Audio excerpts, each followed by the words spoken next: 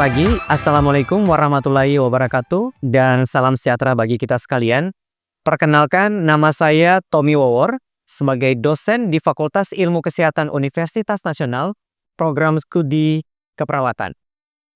Saat ini saya mengajar mata kuliah keperawatan kritis, di mana mata kuliah keperawatan kritis menjelaskan tentang konsep keperawatan kritis, pasien-pasien yang berada di ruang perawatan intensif yang dijumpai di rumah sakit.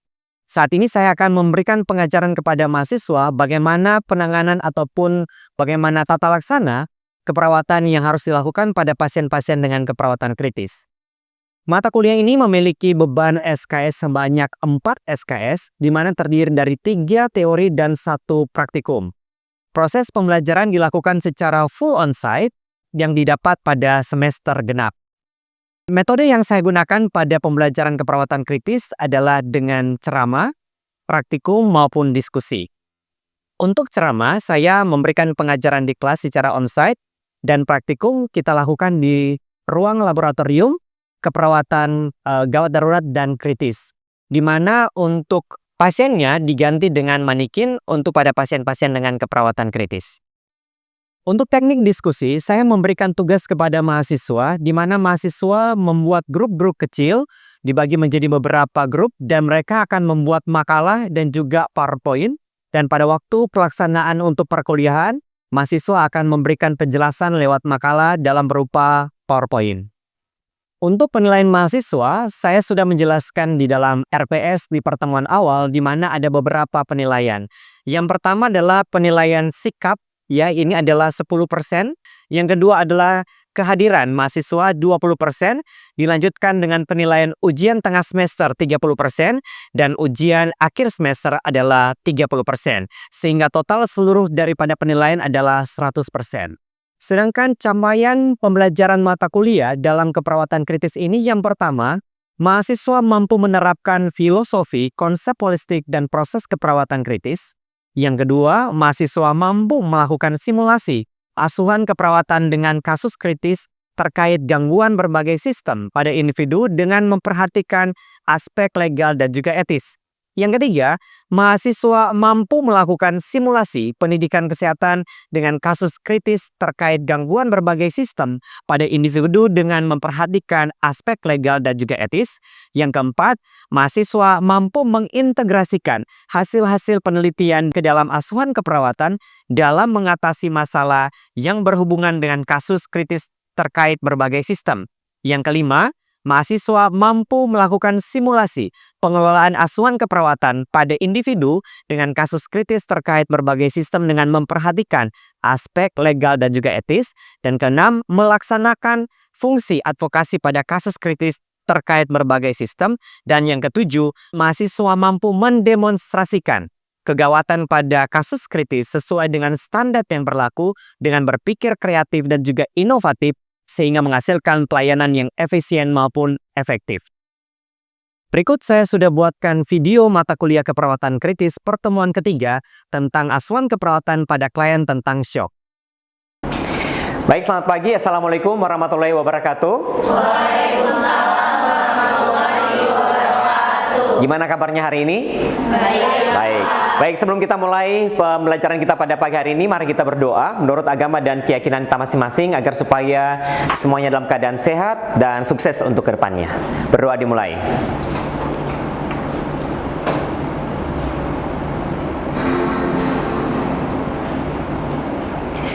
Berdoa selesai. Baik, hari ini kita akan sesuai dengan rencana pembelajaran studi, kita akan melanjutkan materi yang ketiga. Kita akan berbicara tentang asuhan keperawatan pada klien dengan shock. Kira-kira di sini ada yang tahu nggak tentang shock itu apa? Shock? Pingsan. Apalagi? Kira-kira kalau shock apa yang terjadi pada pasien? Tekanan darah? Meningkat apa rendah?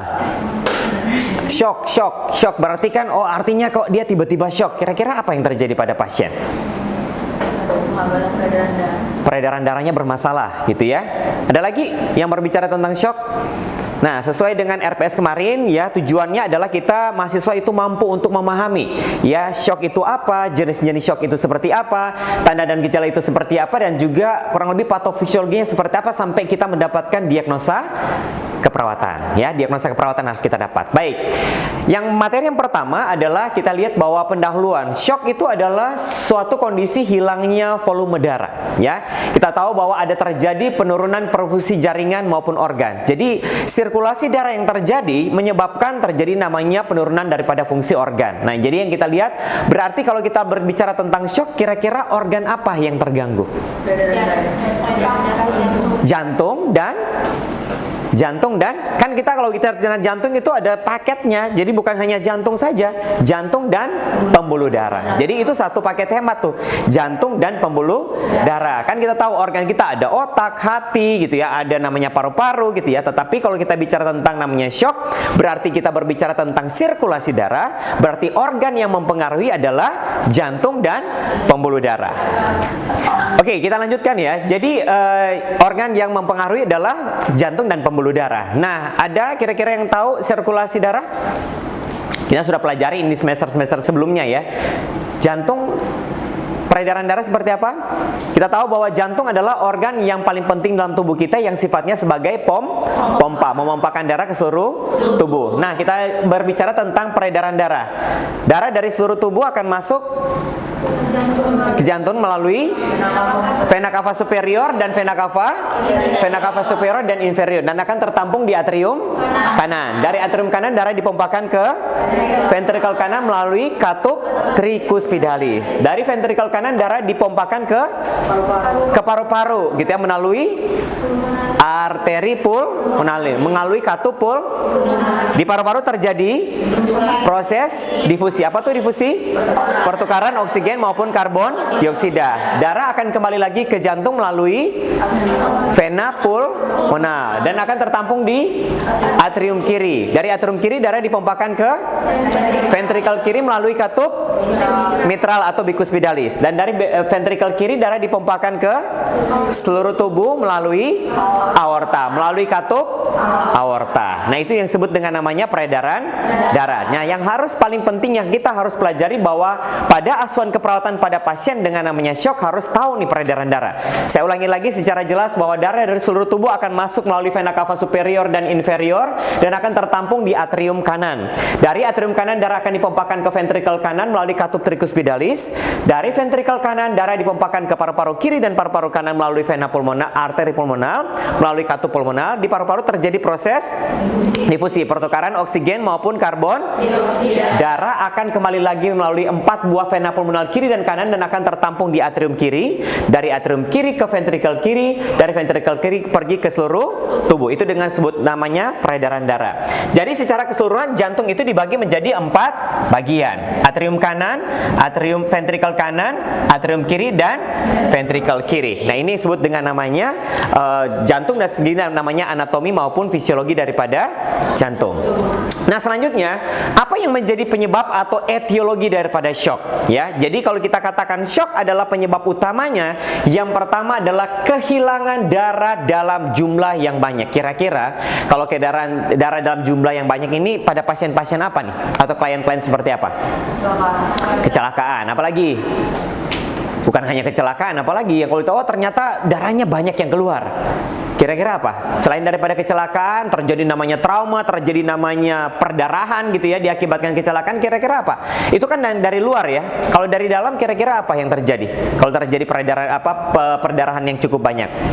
Pernah kalau kita dengar kasus dilakukan operasi, terus terjadi namanya pendarahan. Nah, itu yang disebut dengan namanya kehilangan jumlah darah yang banyak. Jadi bukan hanya perdarahan karena akibat trauma, terjadi namanya patah tulang, terjadi namanya perdarahan, tetapi internal juga bisa menyebabkan terjadi namanya perdarahan. Yang kedua, pelebaran pembuluh darah yang berlebihan. Kita tahu bahwa pelebaran pembuluh darah yang berlebihan akan menyebabkan terjadi penurunan daripada namanya tekanan darah. Ya, hemodinamik pasiennya pasti akan menurun. Kira-kira hemodinamik apa saja kalau kita tahu tentang hemodinamik? Tekanan darah. Terus apa lagi? Frekuensi jantung kan? Heart rate. Terus apa lagi? Kalau kita lakukan hemodinamik apa saja kan, tekanan darah, tensi, terus apa lagi? RR atau heart rate atau namanya frekuensi jantung. Yang berikut adalah RR, respirasi rate. Yang berikut adalah temperatur.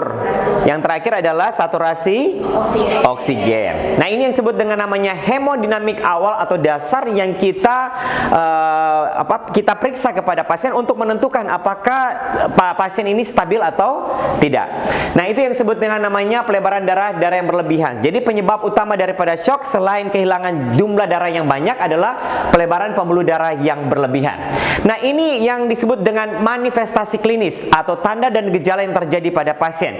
Yang pertama adalah perubahan status mental. Kita bicara kalau status mental ini berbicara tentang namanya kira-kira kesadaran ada berapa tahap? Paling sadar penuh kita katakan kompos mentis. Anda sadar penuh kita katakan kompos mentis. Di bawah kompos mentis adalah masih udah lupa ya. Jadi kompos mentis pakai 5 aja.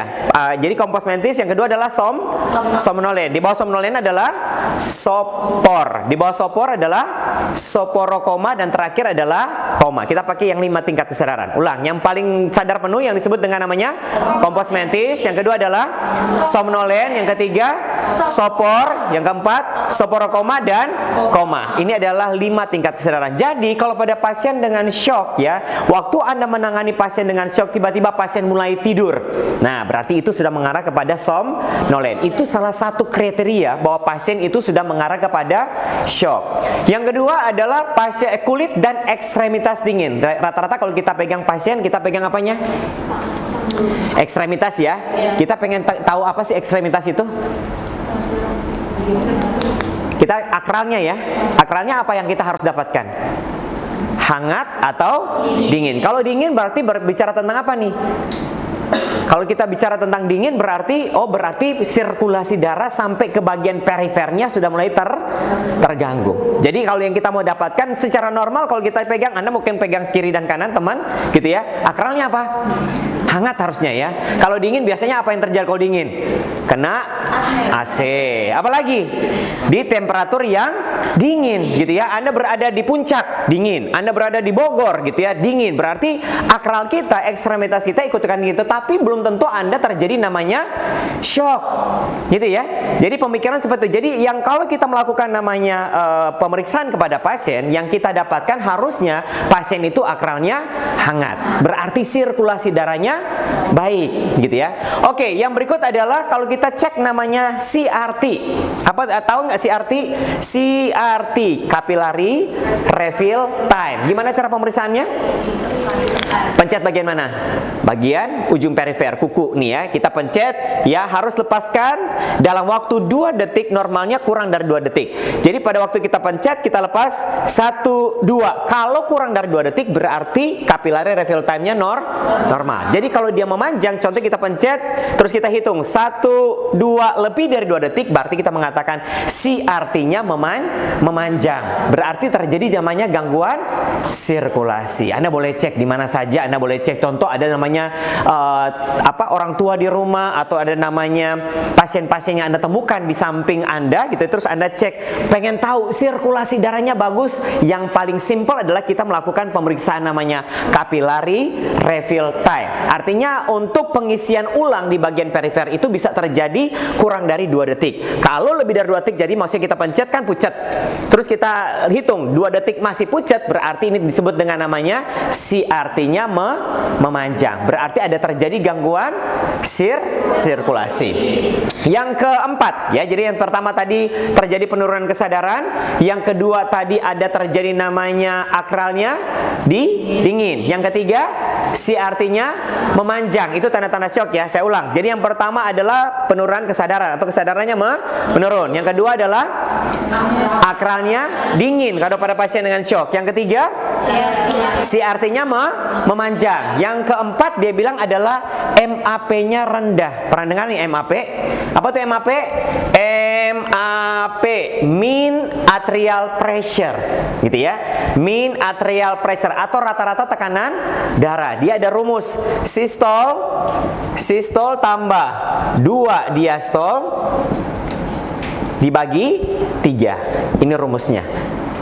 Ya, saya ulang lagi, ini rumusnya adalah sistol tambah 2 diastol dibagi 3. Nah, saya mau kasih, coba kita cari tekanan darah, diketahui tekanan darah 90/70. Sistolnya 90, diastolnya 70. Coba cari berapa MAP. Rumusnya sudah ada ya, sistol tambah 2 diastol dibagi dengan 3. Sekarang diketahui pasien tekanan darahnya sistolnya 90, diastolnya 70. Nah, berapa MAP? Ayo coba cepat cari. Boleh pakai kalkulator. Kita sambil hitung-hitungan gitu ya. Berapa? Sudah ada yang dapat? Sistol tambah 2 diastol dibagi dengan 3. Jadi sistol berarti ini 90 tambah 2 kali 70 dibagi dengan 3. Berapa? 70? 76,6666666. Nah, ini disebut dengan namanya. Pada pasien dengan namanya gangguan sirkulasi, dia bilang MAP atau mean arterial pressure harus di atas 70 ya, MAP-nya, mean arterial pressure.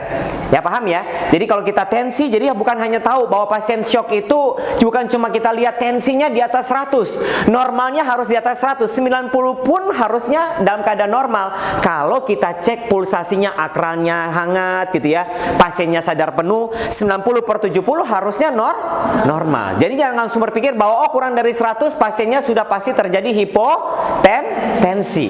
Ya, jadi kalau kita mau menentukan apakah pasien ini shock atau tidak, kita harus pakai namanya rumus yang disebut dengan namanya MAP, mean arterial pressure. Mean rata-rata, arterial tekanan arteri, pressure adalah tekanan. Jadi rata-rata tekanan darah. Jadi bukan hanya bicara tentang berapa tensi pasien. Oh, pasiennya 80/60. Oh, pasiennya 70/50. Oh, pasiennya 100/70. Tetapi kita harus lihat rata-rata tekanan darah kurang dari 70 enggak? Nah, berarti target kita harus didapatkan adalah sistol harus di atas 90, diastol dia harus di atas 70. Itu baru kita dapat, baru MAP-nya baru dalam keadaan normal. Sampai sini ada pertanyaan? Belum ada? Kalau belum ada, kita lanjut ya. Oke, yang berikut adalah etiologi selanjutnya, penyebab tanda dan gejala selanjutnya adalah pasien dengan namanya takikardi. Siapa yang tahu takikardi? Tekan nadinya cepat. Ya, normalnya nadi berapa? Nadi normalnya berapa? 60 sampai 100. Di atas 100 dikatakan takikardi, di bawah 60 dikatakan bradikardi. Harus paham nih, gitu ya. Jadi kalau nadi normalnya adalah 60 sampai dengan 100. Di atas 100 dikatakan takikardi, di bawah 60 dikatakan bradikardi. Jadi normalnya range-nya harus di antara 60 sampai dengan 100. Nah, salah satu tanda yang terjadi pada pasien dengan shock, jantung terkompensasi. Ya, jadi dia meningkatkan kerja jantungnya menjadi namanya takikardi. Berarti heart rate-nya harus lebih dari 100 kali per menit. Nah, ini tanda-tanda shock. Jadi kalau Anda cek nadinya, jadi bukan karena ngos-ngosan karena kita lari-lari gitu ya. Terus cek nadi, tinggi banget nadinya. Oh, bukan berarti itu tanda-tanda shock. Tetapi pasien yang lagi dirawat, contoh ini kan pasien-pasien shock ini dirawat di ruang perawatan intensif. Di ICU kan dia tidak melakukan aktivitas yang berat. Nah, tiba-tiba dia takikardi. Nah, ini yang kita sebutkan adalah tanda-tanda terjadi namanya shock. Berarti terjadi gangguan sirkulasi. Jadi kalau Anda lihat pasien atau menangani pasien di ruang rawat inap atau di ruang namanya perawatan intensif, Anda lihat nadinya, kok dia takikardi, heart rate-nya lebih dari 100 kali per menit. Apakah pasien ini terjadi kekurangan namanya cairan yang kita sebut dengan tadi apa namanya? Shock, ya. Terjadi namanya gangguan sirkulasi. Jadi gangguan sirkulasi mengarah kepada namanya shock. Tanda dan gejala terjadi pada pasien terjadi namanya takikardi atau peningkatan namanya heart rate atau namanya frekuensi jantung lebih dari 100 kali per menit. Sampai sini oke? Oke, ya. Jadi oke. Yang berikut, setelah terjadi takikardi, otomatis paru-paru akan terkompensasi. Apa yang terjadi? Nah, dia meningkatkan namanya kerja daripada paru-paru. Terjadi namanya takipnu, gitu ya. Ngomongnya adalah takipnu. Jadi kalau kita bicara tentang sesak napas ada dua istilah. Yang pertama adalah dyspnu, yang kedua adalah takipnu. Apa perbedaan antara dyspnu dan takipnu? Dua-duanya sesak napas ya. Benar nggak? Kalau dyspnu dia napasnya sesak tapi berat. Tapi kalau takipnu napasnya cepat dan dangkal. Nah itu dia. Jadi membedakan antara dipsnu dan takipnu. Yang terjadi pada pasien dengan namanya shock, dia akan menyebabkan namanya napasnya cepat, ya, yang disebut dengan namanya takipnu. Jadi saya ulangi lagi, yang pertama adalah tanda dan gejala pada shock. Yang pertama adalah terjadi penurunan kesadaran. Yang kedua ada namanya akral dingin. Yang berikut C artinya memanjang. Yang berikut MAP-nya rendah, ya, rata-rata tekanan darah. Yang berikut adalah terjadi takikardi. Yang berikut adalah namanya takipnu. Yang terakhir tanda gejala yang sering terjadi pada pasien adalah kalau kita namanya cek, namanya kalau pasien itu terpasang kateter, kita akan namanya cek urinnya, ya. Urinnya dia bilang terjadi penurunan urin output. Kan kita ada rumus urin, ya. Urin itu rumusnya berapa? 0,5 sampai 1 cc per kilogram berat badan per jam. Jadi kalau berat badan 50 kilo, berapa urin per jam yang orang dengan berat badan 50 kilo ini? Kita mau ambil yang berapa? Setengah atau 1? Kalau ambil setengah berarti dia per jam mengeluarkan berapa cc? 25. Tapi kalau dia mengambil 1 berarti bagaimana kita bisa menentukan dia setengah dan 1? Tanya, konsumsi airnya atau konsumsi air mineralnya banyak apa enggak? Berarti kita pakai yang 1. Tapi kalau yang pasiennya keluarga saya atau ini Pak, bapak ibu saya minumnya sedikit, kita ambil yang setengah. Atau contoh pasien itu lagi peningkatan namanya suhu tubuh, ya, kalau dia terjadi hipertermi, ya, kalau hipertermi kita jangan ambil yang 1, kita ambil yang 0,5. Jadi kalau berat badan 50 kilo berarti sejam kita ambilnya namanya 0,5 ke sejam, berarti akan mengeluarkan urin adalah 25 cc atau 25 mili, ya, pada waktu dia urin output. Nah, pada pasien dengan namanya manifestasi klinis pada pasien dengan shock akan terjadi penurunan namanya urin output. Itu adalah tanda dan gejalanya. Selanjutnya ini adalah jenis shock, ya. Jenis shock ini ada 3 secara garis besar. Yang pertama adalah shock hipovolemik. Ulang sama-sama. Shock hipovolemik. Yang kedua adalah shock kardiogenik. Shock kardiogenik. Dan yang ketiga adalah shock distributif. Ulang, ya. Jadi jenis shock ada 3. Yang pertama adalah shock. Yang kedua shock. Dan yang ketiga shock distributif. Nah, shock distributif dibagi lagi menjadi 3. Yang pertama adalah shock anafilaktik, yang kedua adalah shock septik, dan ketiga adalah, saya ulang lagi, ya, jenis shock ada 3. Yang pertama shock hipovolemik, yang kedua shock kardiogenik, yang ketiga shock distributif. Nah, shock distributif dibagi lagi menjadi 3. Yang disebut dengan namanya shock anafilaktik, yang kedua dan ketiga adalah oke, sampai di sini saja untuk pertemuan kita, karena minggu depan kita akan lanjutkan lagi karena waktunya tidak mencukupi, ya. Minggu depan kita akan mengulang kembali apa yang disebut dengan namanya jenis-jenis shock. Sebelum kita tutup, silakan. Ada yang mau bertanya? Monggo. Saya, Pak. Oke, silakan Alia. Saya mau tanya, kalau pasien dengan kecelakaan itu bagaimana sih, Pak, terjadinya tanda-tanda shock itu? Baik, bagus atas pertanyaannya. Ini udah dikombin dengan namanya klinis nih. Kira-kira, jadi kalau Anda bertemu dengan pasien kecelakaan, pasti ada begitu banyak tanda dan gejala yang terjadi. Nah, jenis shock yang terjadi pada pasien dengan terjadi kecelakaan, kita harus lihat apakah ini masuk ke tadi tanda-tanda tadi shock atau 3 shock tadi ada apa saja? Shock hipovolemik, kardiogenik, dan juga distributif. Nah, kita harus melihat apakah shock ini mengarah kepada hipovolemik, karena kita tahu pada kecelakaan resiko terjadi trauma yang bisa menyebabkan terjadi namanya perdarahan. Sehingga dari 3 jenis shock ini kira-kira masuk ke mana nih? Hipovolemik. Jadi kekurangan namanya cairan. Jadi pada pasien kecelakaan terjadi namanya trauma, terjadi perdarahan, resiko untuk terjadi shock hipovolemik itu sangat tinggi, ya. Jadi nanti mudah-mudahan semuanya, teman-teman semuanya, mahasiswa semuanya bisa memahami pertemuan kita pada pagi hari ini, dan jangan lupa gitu, ya. Minggu depan kita akan ketemu lagi untuk kita membicarakan tentang jenis-jenis shock, ya, lanjutan daripada pertemuan kita yang pertama ini. Dan yang berikut adalah jangan lupa untuk membaca, ya, sumber-sumber. Dari mana saja sumber yang kita bisa dapatkan? Dari mana tuh? Dari jurnal, dari buku, ya. Tolong masuk ke perpustakaan untuk mencari bahan-bahan supaya pada waktu kita diskusi minggu depan semuanya sudah memahami tentang apa yang harus kita pelajari, gitu, ya. Terus jangan lupa, ya, makalah yang sudah saya tugaskan kepada Anda untuk membuat makalahnya dan juga buat namanya PowerPoint. Jadi nanti minggu depan akan ada presentasi kelompok, gitu, ya, dan akan kita lakukan dengan diskusi. Oke, ada lagi yang bertanya? Kalau sudah tidak ada, kita cukupkan untuk pertemuan kita pada hari ini. Sebelum kita tutup, mari kita berdoa menurut agama dan keyakinan kita masing-masing. Berdoa dimulai.